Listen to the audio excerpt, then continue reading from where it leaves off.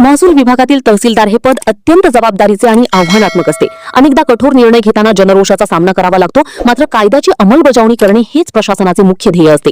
याचाच प्रत्येक शनिवारी आला, जेव्हा सार्वजनिक सुट्टी असूनही अंजनगाव सुर्जीच्या तहसीलदार पुष्पा सोळंके यांनी प्रत्यक्ष मैदानात उतरून शेतकऱ्यांचे प्रलंबित शेत रस्त्यांचे प्रश्न मार्गी लावले।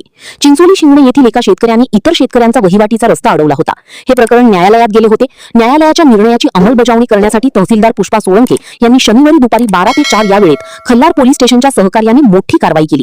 यावेळी नायब तहसीलदार रवींद्र काळे, नायब तहसीलदार बमनोटे आणि संबंधित तलाठी यांच्या उपस्थितीत पोलीस बंदोबस्तात हा रस्ता शेतकऱ्यांसाठी खुला करून देण्यात आला।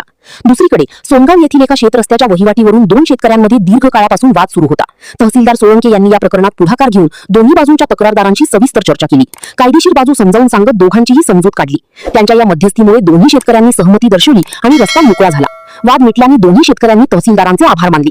प्रशासकीय अधिकारी सहसा सुट्टीच्या दिवशी उपलब्ध नसतात असा सर्वसामान्यांचा समज असतो, मात्र पुष्पा सोळंके यांनी सुट्टीच्या दिवशीही आपले कर्तव्य पार पाडत शेतकऱ्यांना न्याय मिळवून दिला। अशाच प्रकारे जर सर्व अधिकाऱ्यांनी जबाबदारीने काम केले तर ग्रामीण भागातील अनेक समस्या सुटण्यास मदत होईल, अशी भावना तालुक्यातील नागरिकांनी व्यक्त केली आहे।